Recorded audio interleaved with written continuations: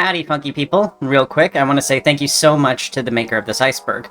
I've done other iceberg videos on my other channel, and they were just JPEGs. But this iceberg was made on icebergcharts.com, and all of the entries are linked to text. Lewis the Fox was nice enough to cleanly label this iceberg, used color-coded text for genders, icons for gods' roles, and even links in the text to link me to more sources about the gods. I can imagine that this must have taken days, because it has taken me months to finish making this video. So thanks again to Lewis the Fox on Iceberg Charts for the amazing work they did on this iceberg. Layer 8. Ain't life great? Glaucus, a sea god that began life as a mortal fisherman. One day he found a magical herb that brought the fish he caught back to life. So he ate the herb. The herb worked just like ambrosia drank by the gods on Olympus. He became an immortal, but with a horrible side effect. Glaucus grew fins in place of his arms, and a tail in place of his legs, becoming a sort of merman. This forced him to live in the sea. At first, Glaucus was distraught, but Oceanus and Tethys treated him well. Later, Glaucus fell in love with Scylla and wished her to be his wife, but she was disgusted by his fishy form. So he asked the witch Circe to brew him a potion to make Scylla fall for him, but instead, Circe fell for him. She tried her hardest to win his love with passion and beautiful words. "Forsake Scylla, and be mine instead. She doesn't love you the way I do. But the heart wants what the heart wants."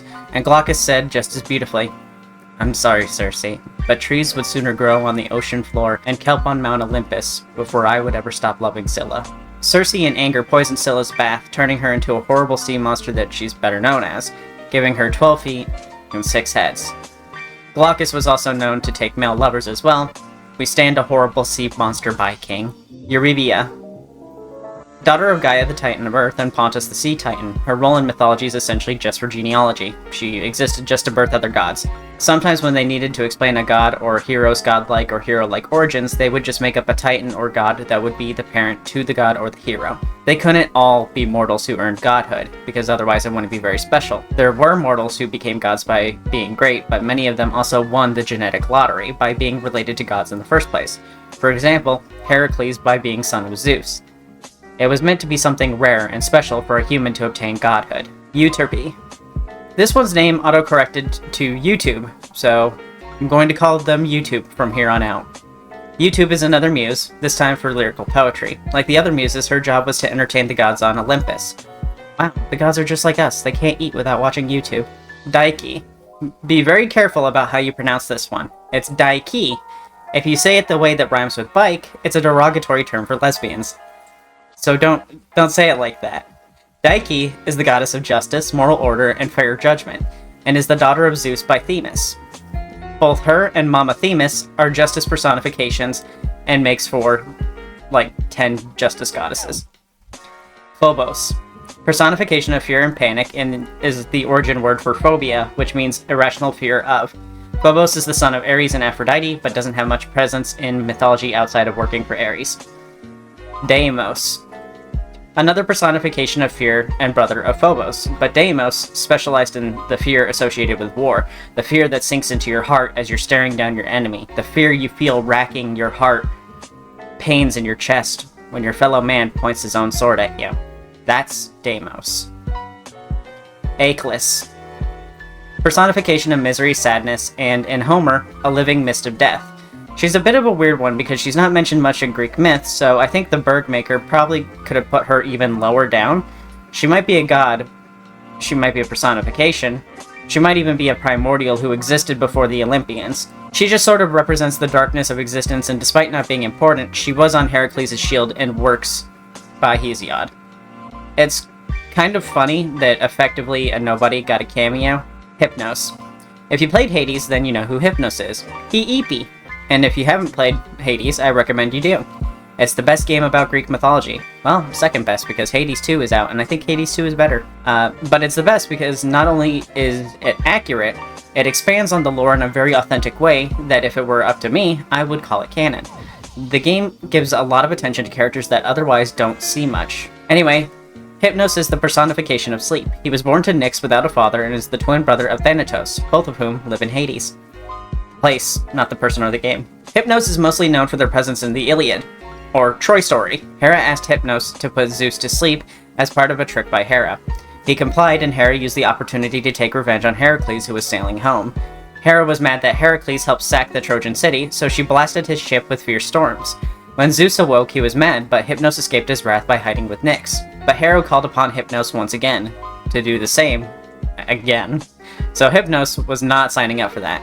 So Hera tried to bribe him with a golden chair and a footrest that can never break. It would probably make for excellent naps, but Hypnos wasn't biting that one. So Hera offered him the hand of Pasithea, one of the muses that I mentioned previously. Hypnos had a bit of a thing for Pasithea and wanted to marry her long before Hera made this offer. So Hypnos bit the bullet on the condition that every underworld god be present when she made the deal, and made her swear by the Styx. Remember what I said by swearing by the Styx in the last episode? If you break that promise, it's 9 years of torture. And Hera agreed to it. Hera dressed her hottest and seduced Zeus while Hypnos knocked him out.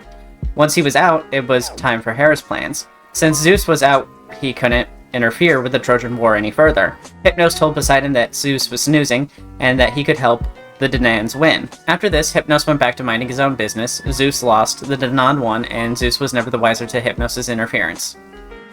Pontus. I mentioned this dude a ton, so he must have some wild lore, right? He's the personification of the sea, and after the castration of Uranus, he banged his mom and had a lot of kids, married one, and that's kinda it. He's best known for fathering his own wife.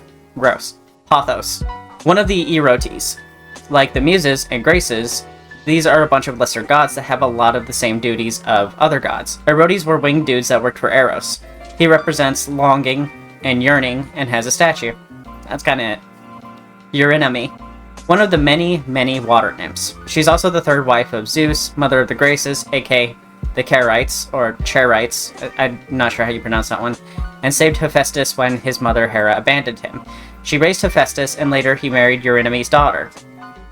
But there is another Eurynome who is also a Titan. She ruled as queen, and her husband was Ophion, but they were kicked out by Cronus and Rhea and thrown into the sea called Oceanus. It's possible Eurynome is the same as the first Eurynome, but Eurynome is a nymph, making her a daughter of Oceanus, and making her an Oceanid. So this is just a case of the same name. Chloris. A water nymph, an Oceanid, who is the wife of Zephyrus, personification of the west wind. Shortly after she was abducted by Zephyrus, she was turned into Flora, a new god, and was married. She could also turn others into flowers, and was likely responsible for Narcissus' punishment. She might have also been responsible for the birth of Ares. After Hera saw Zeus give birth to Athena with his skull, she assumed he could give birth to gods without her. She didn't know that he ate his pregnant side piece. So she talked to Chloris, who gave her a flower that would impregnate her. Hera was pregnant with Ares. I'm not really even surprised at this point. I kind of went numb around the third brother husband. Neretes. Or maybe Nerites. Born the only son to Nereus, making him the only brother of 50 Nereids. He was apparently very attractive, and despite being never mentioned in epic poetry, was still popular with seamen. He loved seamen, and seamen loved him. There's a myth about him with two versions, one about a straight girl scorned, and one a bi man scorned. And the straight one, Aphrodite fell in love with him. When it was time for her to join the Olympians, she wanted to bring Neretes, but he turned her down, wishing to stay with his family in the sea. She promised him wings, and even that didn't sway his decision. As punishment, she turned him into a shellfish and gave the wings to Eros instead. In the gay version, Poseidon loved Neretes, and Neretes loved him back. Their love gave birth to Anteros, the god of unrequited love. Poseidon decided to make him a charioteer, and he drove it so well that it made Helios jealous. As punishment, Helios turned Neretes into a shellfish. It's suggested that Helios was also in love with Neretes, and like Aphrodite, wasn't a fan of rejection. Wasn't expecting to find interesting stories this deep, so I'm really happy about this. I was half expecting it to be a bulleted list of gods with really specific jobs, like the god of toes or something. Thalia. Maybe a muse, maybe a grace, maybe a nereid, maybe a nymph. As a grace, she's the goddess of festivity and banquets. As a muse, she was in charge of knee slappers, being the muse of comedy. As a nereid, she was one of the 50 daughters of Nereus. Lastly, as a nymph, she was the daughter of Hephaestus, the forge god. Thalia the nereid was there with Thetis as she mourned the loss of her son Achilles and his love Patroclus. Thalia the nymph was banged by Zeus, and so, to hide herself from Hera's wrath, she buried herself and gave birth to her children in the dirt. Euphrosyne.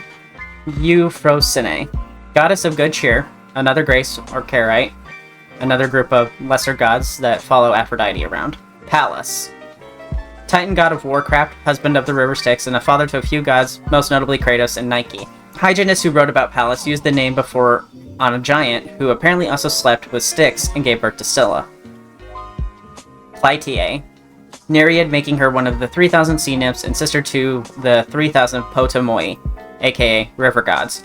She was in love with Helios, and he left her for another woman. The woman was a princess under the influence of Aphrodite, and out of scorn, she told the princess's father about the affair, so the king buried his daughter alive.